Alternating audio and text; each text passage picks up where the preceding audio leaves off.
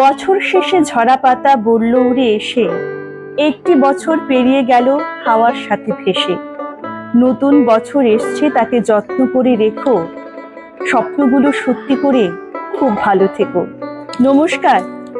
বাংলা নববর্ষ অর্থাৎ 1433, এই নববর্ষের সকলকে অনেক অনেক শুভেচ্ছা জানাচ্ছি। আমি তমা, রয়েছে আপনাদের প্রিয় অনুষ্ঠান একিবি টিভির আমন্ত্রণের নববর্ষ স্পেশাল পর্বে। আমাদের আজকের পর্বে রয়েছে একটি বিশেষ আয়োজন। সেই আয়োজনে যারা রয়েছে তারা আমাদের রাজ্যের গর্বের, এবং সেই সাথে দেশ বিদেশের সকল দর্শকের প্রিয় মেঘবালিকারা। আজকে আমরা এই পর্বে দেখব মেঘবালিকারা কিভাবে নববর্ষকে উদযাপন করে, কিভাবে বাংলা এবং বাঙালিয়ানায় তারা মেতে ওঠে, এবং তাদের প্রত্যেক দিনকার যে সঙ্গীত চর্চা, সেই সঙ্গীত চর্চার মুখোমুখি হব আমরা। তাহলে চলুন আমাদের সাথে।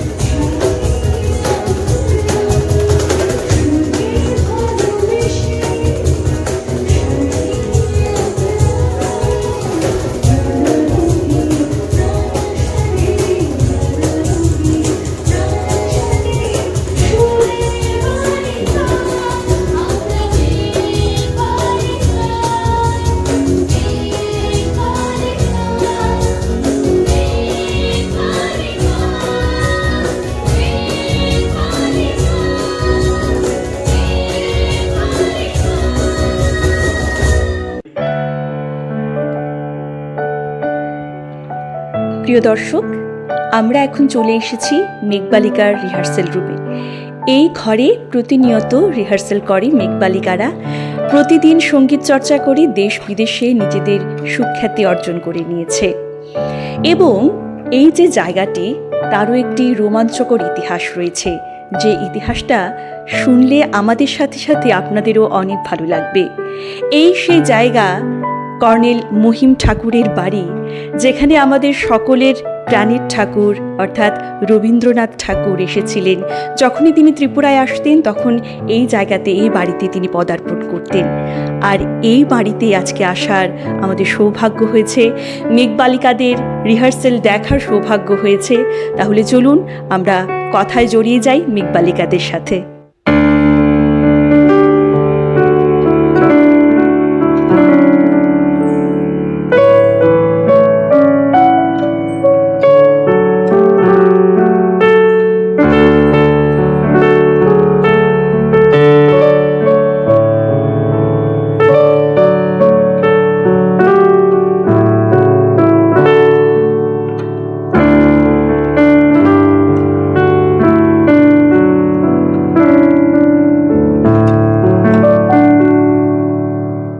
কি সুন্দর বাজালে, কোন গানটা যেন? মেঘ বলেছে যাবো যাবো। অবশ্যই এই গানটার সাথে আমার খুব মনের কাছে একটি স্মৃতি জড়িয়ে আছে। এই গানটি মেঘবালিকায় এসে আমার বাজানো প্রথম গান। আমি প্রথম যেদিন রিহার্সাল রুমে আসি মেঘবালিকার, তখন আমি এই গানটি বাজাই। আর আজকে 7-8 বছর পেরিয়ে এলো, আবার কোনোভাবে একটা স্মৃতি আমি বাঁচতে পারলাম। তো আজকে আমাদের অনুষ্ঠানের মধ্য দিয়ে স্মৃতিচারণ হয়ে গেল, তাই তো? তো মেঘবালিকার নামটা যেন কি? আমার নাম জ্যোতিশ্রী চক্রবর্তী, কিন্তু প্রথম যেদিন আসি আমার প্রিয় দিদিরা যারা ছিল, বোনেরা, সবাই আমাকে আদর করে শ্রী ডাকে। তো আমি মেঘবালিকার শ্রী বলেই সবার কাছে পরিচিত। আমার এই পরিচয়টা খুব ভালো লাগে। আমাদেরও শুনে ভালো লাগলো। তাহলে আমরাও আজকে থেকে তোমাকে শ্রী ডাকবো। তো প্রথমেই তোমাকে জানাই নববর্ষের, বাংলা নববর্ষের অনেক অনেক শুভেচ্ছা। আমরা প্রথমে জানতে চাইবো যে তুমি তোমার মতো করে নববর্ষটাকে কিভাবে দেখছো বা কিভাবে উদযাপন করতে চাইছো? আমার কাছে নববর্ষ মানে নতুন কোনো রেজলিউশন বা নতুন কোনো কিছুর নতুন অঙ্গীকার, নতুন কোনো শুরু করার একটা সুযোগ, সেটা বাংলা নববর্ষই হোক বা ইংরেজি নববর্ষই হোক। আর আমি ব্যক্তিগতভাবে গান বাজনার দিকে আরও এগিয়ে যেতে চাই, দলের জন্য আরও অনেকটা যতটা সম্ভব আমার পক্ষে আমি উজাড় করে দিতে চাই। অ্যান্ড অবশ্যই আমার মা বাবাকে আমি গর্বিত বোধ করাতে চাই। জানি না কতটা পারছি বা কি, কিন্তু চেষ্টা করব শিল্পের মাধ্যমে আমি যেন সমাজে একটা মানে উদাহরণ বা মানে একটা সবার মধ্যে একটা মেসেজ পৌঁছে দিতে পারি যে শিল্পেও একটা মানে স্কোপ থাকে ফিউচারে। ঠিক ঠিক। এবং তুমি যে পথে আছো সেই পথে অবশ্যই তোমার জয় হোক। তোমাকে ধরে তোমার মা বাবার স্বপ্ন পূরণ হোক, এই আশা আমরা করছি আজকে নতুন বছরের দিনে। তো এবারে আমরা এগিয়ে যাব। দর্শক বন্ধুরা, আমরা এবারে চলে আসছি আরেকজন মেঘবালিকার কাছে, শুনবো তার পরিবেশনা কি বাজাচ্ছে, আগে শুনি।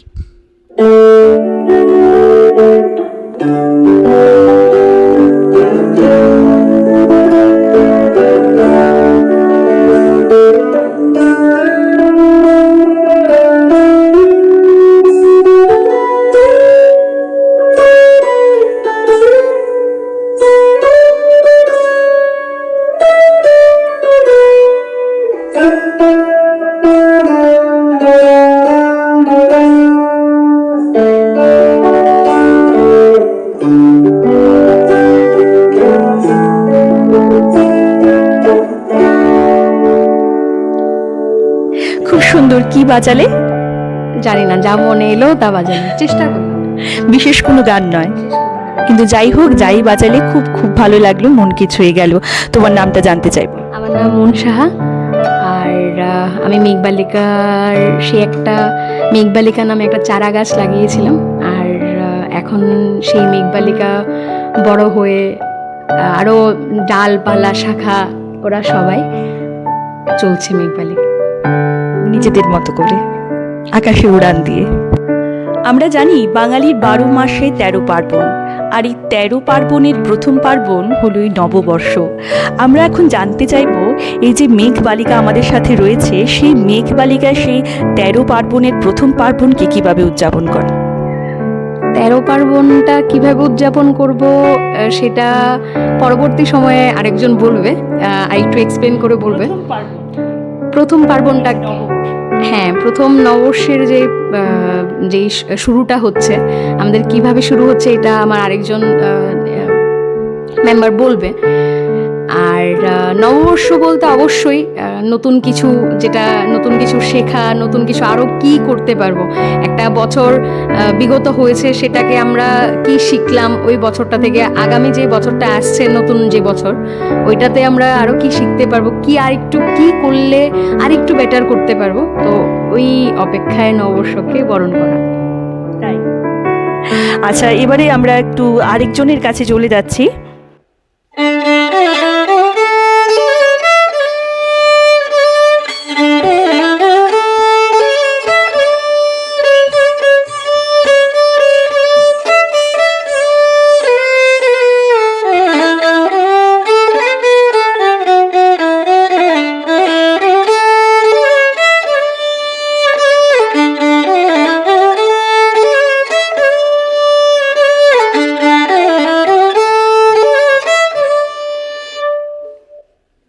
বাহ, কি গান বাজালে বলো তো?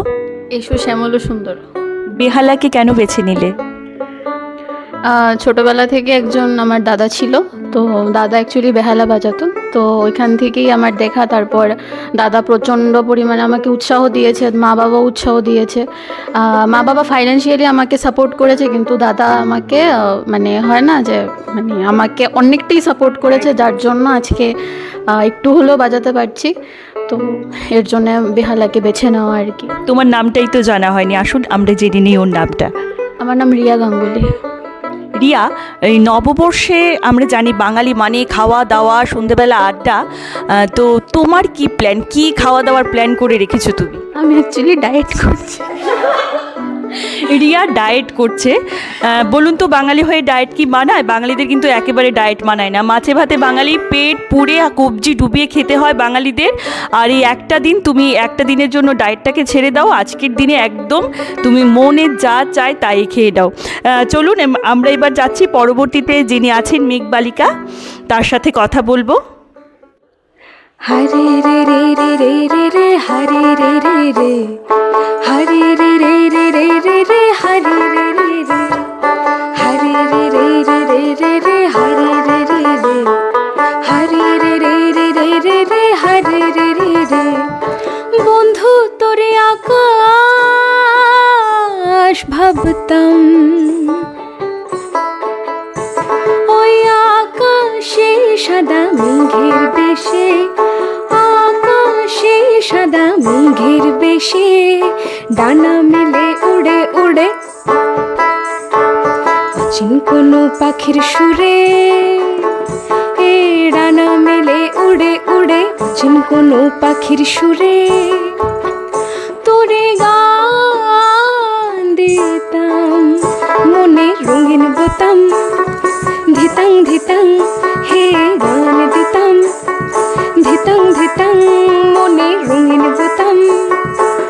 পি পি পা পা পা পা পা পা পম পম রম পম পম পম পম পম, পি পি পি পা পা পা পা পা পা পম পম রম পম পম পম পম পম।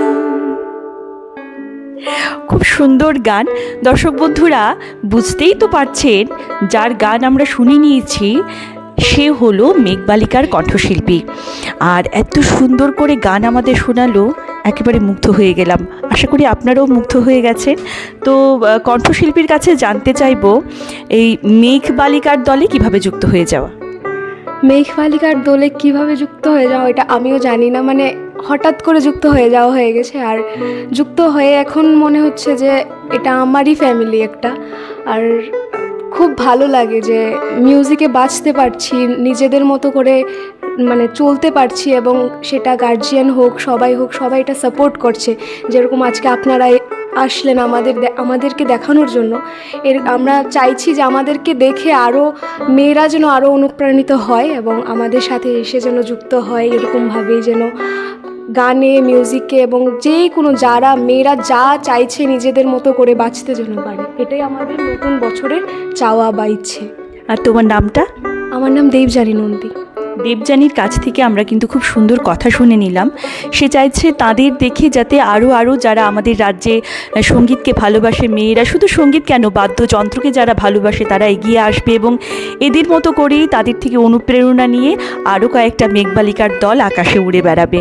তো আরেকটি প্রশ্ন যেটা রয়ে গেল, যে নববর্ষের সময় চলছে, আমরা নববর্ষ উদযাপন করছি, বিশেষ ছোটবেলার কোনো নতুন বছরের স্মৃতি যদি আমাদের সাথে, আমাদের দর্শকদের সাথে ভাগ করে নাও। বিশেষ ছোটোবেলার কোনো স্মৃতি নেই, কিন্তু এখনকার অনেক স্মৃতি রয়ে গেছে। কারণ আগে কি হতো যে পরিবারের সাথে নববর্ষটা পালন করা হতো, কিন্তু এখন মেঘবালিকায় আসার পরে যেটা নতুন করে বাঁচা শুরু হয়েছে মিউজিক নিয়ে, এবং বিভিন্ন জায়গায় অনুষ্ঠান করা, ভালো ভালো মানুষদের কাছে পৌঁছে যাওয়া, কথা বলা বা ওদের সাথে মিলিত হয়ে কিছু করা, নতুন কিছু সৃষ্টি করা। তো এটাই মনে হচ্ছে যে মানে নতুন বছরে বা কি বলবো, নতুন বছরে আমার ছোটবেলা থেকে এখনকার নববর্ষটাই আমার জন্য প্রিয় হয়ে উঠেছে।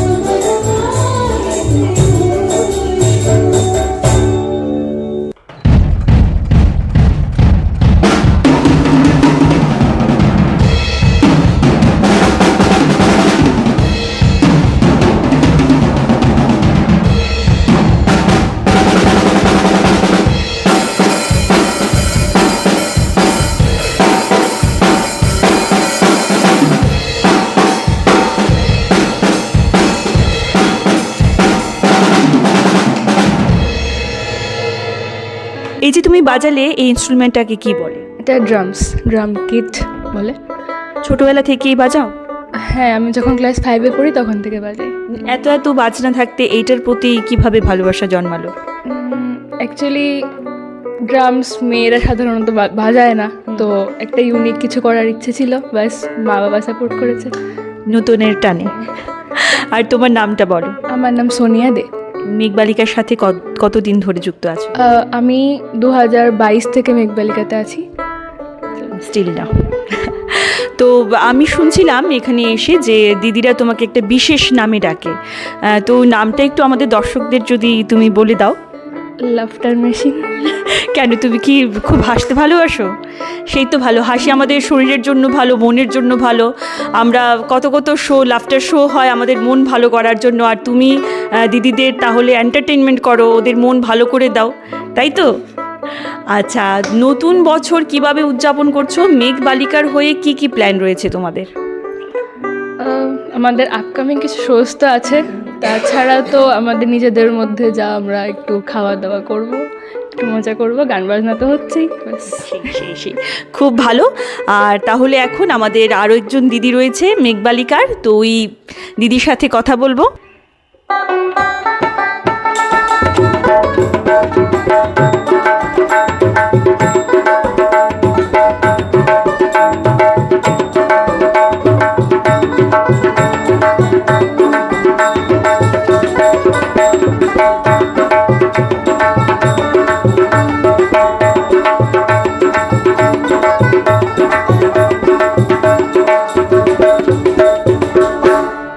বাহ, কি বাজালে এটা?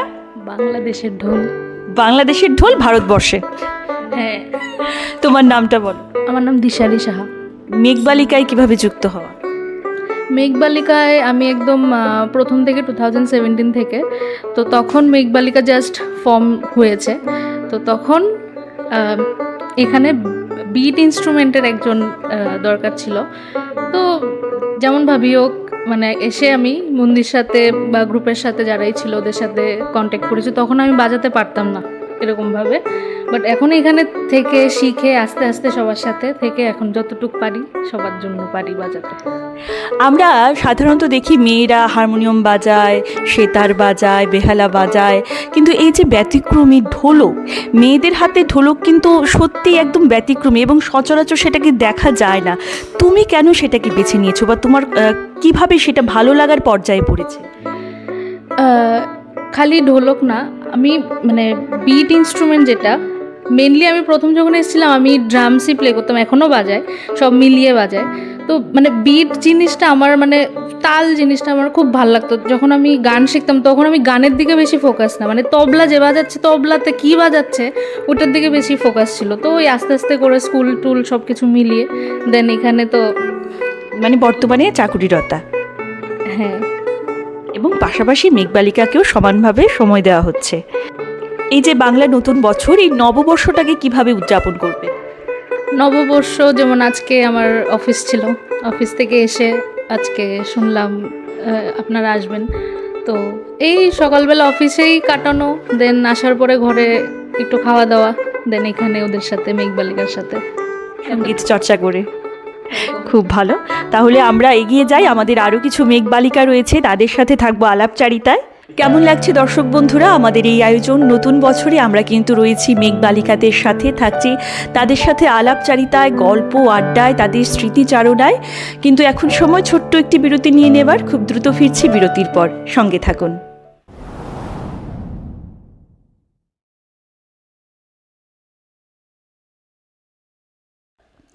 ফিরে এলাম বিরতির পর। আপনারা দেখছেন একিবি টিভির নববর্ষ উদযাপন মেঘবালিকাদের সাথে। তো এবারে আরও একজন মেঘবালিকার সাথে গল্প আমরা মেতে উঠব।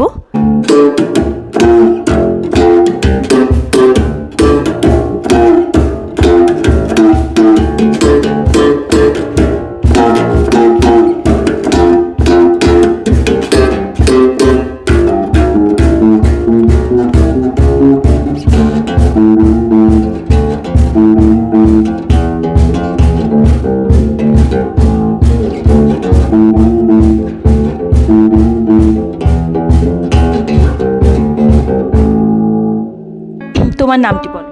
আমার নাম পৌশালী দেবনাথ। মেঘবালিকায় কিভাবে? মেঘবালিকায় আমি একজন নিউ ইনস্ট্রুমেন্ট প্লে করছি। এতদিন মেঘবালিকার মধ্যে 7 বছর চলছে, ভালো চলছিল। তার মধ্যে যারা যারা ইনস্ট্রুমেন্ট বাজায় ওরা খুব ভালো। প্লাস তখন আমি যখন মেঘবালিকায় এসেছিলাম তখন বেস পার্টে কেউ ছিল না, তখন আমি এখন অবধি নতুন একটা ইনস্ট্রুমেন্ট বাজাচ্ছি। এটার নাম? এটার নাম বেস গিটার। Bass guitar. তো তোমার এই যে নববর্ষ উদযাপনের যদি কোনো স্মৃতি থাকে ছোটবেলার বা প্রিয় কোনো স্মৃতি আমাদের সাথে যদি তুমি একটু ভাগ করে নাও। হ্যাঁ, স্মৃতি তো অবশ্যই অনেক কিছুই আছে, এবার কোনটা ধরে কোনটা বলবো এটা বলো ছোটবেলার কোনো স্মৃতি। ছোটোবেলাতে যেমন আমার মা বাবা এবং আমার রিলেটিভ ওরা কাপড় এবং নমস্কার দেওয়ার পর যে আমরা কিছু টাকা পাই, এটা এটা এটা এটা পাওয়ার পর যে একটা এক্সাইটমেন্ট, একটা খুশি, এটাই সবচেয়ে থেকে বড় একটা মেমোরি। এখনও আমার মনে আছে ছোটোবেলা থেকে স্মৃতিগুলি, এগুলি নতুন ড্রেস, নতুন পোশাক, নতুন খাবার, এগুলি পেয়ে খুব এখনও খুশি হয়। এটা একটা আমার ছোটোবেলার স্মৃতি। ঠিক ঠিক, আমাদের সকলেরই স্মৃতি রয়েছে। নতুন বছরে স্নান করে বড়দের বয়োজ্যেষ্ঠদের প্রণাম করার সাথে সাথে ওনারা যারা দাদু ঠাকুমাতা ছিল তারা প্রত্যেকে হাতে কিছু টাকা গুঁজে দিত এবং সেটার লোভে হয়তো দৌড়ে গিয়ে আমরা প্রণাম করে নিতাম। এখন যদিও সেই দিনটা আর আমাদের নেই, এখন কর্তব্যের খাতিরেই আমরা প্রণাম করি, শ্রদ্ধা ভক্তিতেই করি। তো ভালো লাগলো তোমার সাথে আলাপচারিতায়, তোমার ছোটবেলার এই ঘটনাগুলো শুনে আমাদের ভালো লাগবো। এগিয়ে যাব আমরা। মেঘবতী কন্যা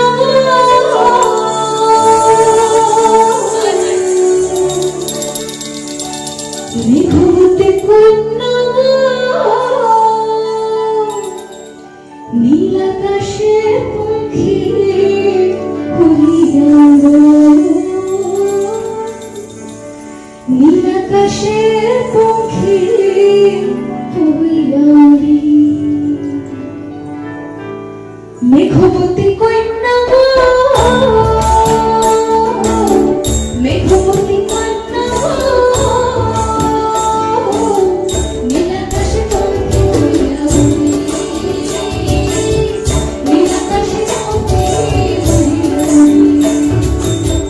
আষাঢ় শ্রাবণ মাসে লিখা বাতাসে আষাঢ় শ্রাবণ মাসে লিখা বাতাসে নুপুর ছন্দে আহাকি আনন্দে নুপুর ছন্দে আহাকি আনন্দে ছোট ছোট ছোট দৃষ্টি হইয়া ছড়া ছোট ছোট দৃষ্টি হইয়া ছড়া মেঘবতী কন্যা নীল আকাশে পঙ্খী নীল আকাশে পঙ্খী নীল আকাশে পঙ্খী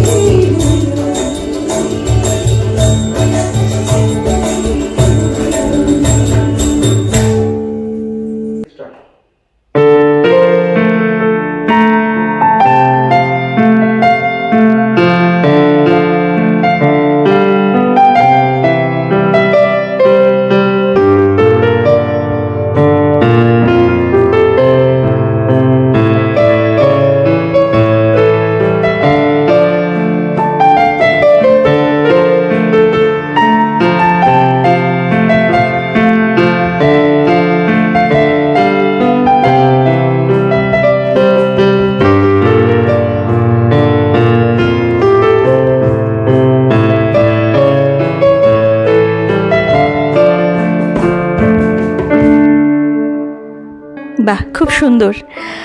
তোমার নাম? আমার নাম ভাগ্যশ্রী পাল। কত বছর ধরে মেঘবালিকার সাথে? আমি রিসেন্ট জয়েন করেছি 2025-এর একদম লাস্টের দিকে, কিছু মান্থই হয়েছে।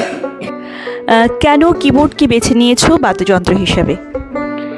আমি আসলে আগে গান করতাম, তো গানের সঙ্গে সঙ্গে আমি কিবোর্ডও বাজাতাম। আর আমার কিবোর্ড বাজানোর আমার মেঘবালিকার দিদিদের পছন্দ হয়েছে, তো তাই এখন আমি মেঘবালিকার দিদিদের সঙ্গে আমি স্টেজ করছি। তো পারফর্ম করছি। তুমি কি এখানে সবচেয়ে ছোট? না, আমি সেকেন্ড। সেকেন্ড। ছোটদের তরফ থেকে সে সেকেন্ড। আর প্রথম কে? প্রথম পৌশালী। কৌশালী, যার সাথে আমরা একটু আগেই কথা বললাম। তো আমরা যেটা জানতে চাইবো যে নববর্ষ মানেই তো বাঙালি ঘরে বিশাল খাওয়া দাওয়ার আয়োজন, রান্নার আয়োজন। আর তোমার ঘরে আজকে কি রান্নার আয়োজন করা হয়েছে? আমি তো সকালবেলায় এখানে মেঘবালিকাতে এসে পড়েছি, তাই আজকে মেঘবালিকার দিদিদের বলেছি খাওয়াতে। ও, তাহলে আজকে নববর্ষের খাওয়াটা আমাদের আয়োজন করবে মেঘবালিকা, তাই তো? হ্যাঁ। আর তোমরা খাবে সকলে মিলে? ঠিক ঠিক।